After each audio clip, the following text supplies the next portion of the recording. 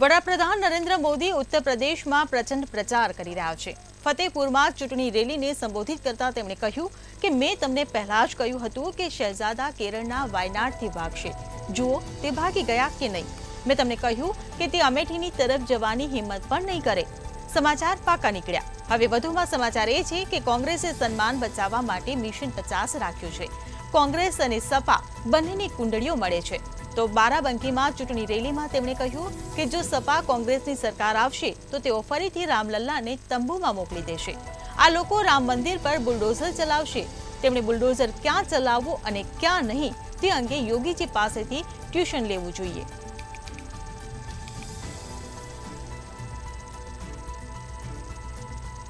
તો પીએમ મોદીનો યુપીમાં પ્રચંડ પ્રચાર, વિપક્ષ પર મન મૂકીને વડાપ્રધાન વરસ્યા। સપાના રાજમાં યુપી ગુનામાં ટોપ પર હતું તેવું પીએમ મોદીએ નિવેદન આપ્યું છે। સપા કોંગ્રેસ ફરીથી રામલલ્લાને તંબુમાં મોકલશેનું પણ પીએમ મોદીએ નિવેદન આપ્યું છે।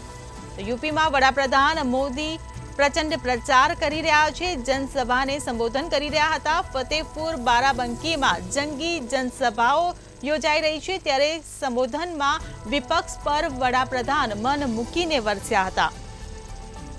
સપાના રાજમાં યુપી ગુનામાં ટોપ પર હતુંનું પીએમ મોદીએ નિવેદન આપ્યું છે। સપા કોંગ્રેસ ફરીથી રામલલ્લાને તંબુમાં મોકલશે તેવું પીએમ મોદીએ નિવેદન આપ્યું છે। આ સાથે જ રામ મંદિર પર બુલડોઝર ફેરવશે તેવું પણ તેમને નિવેદન આપ્યું છે।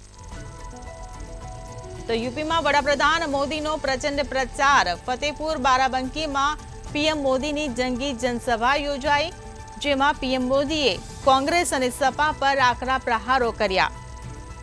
તો રામ મંદિરને લઈને કોંગ્રેસ પર પીએમ મોદીએ નિશાન તાક્યું હતું।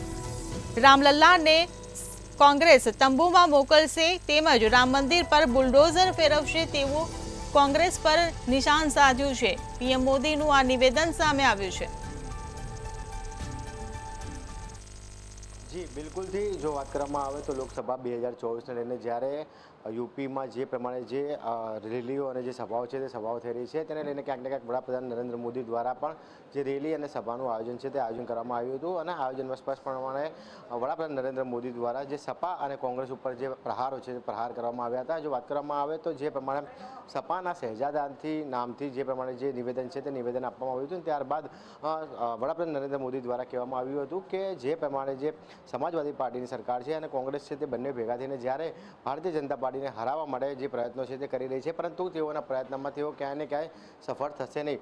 અને વડાપ્રધાન નરેન્દ્ર મોદી દ્વારા પણ નિવેદન કરવામાં આવ્યું હતું કે જે પ્રમાણે જે રામ મંદિરનો મુદ્દો છે તે રામ મંદિરના મુદ્દાને લઈને પણ ક્યાંક ને ક્યાંક જે નિવેદન છે તે નિવેદન આપવામાં આવ્યું હતું કે સપાની અને કોંગ્રેસની સરકાર આવશે તો રામલલ્લાએ પાછા તંબુમાં જવું પડશે તેવું નિવેદન છે, તેવું નિવેદન વડાપ્રધાન નરેન્દ્ર મોદી દ્વારા આપવામાં આવ્યું હતું।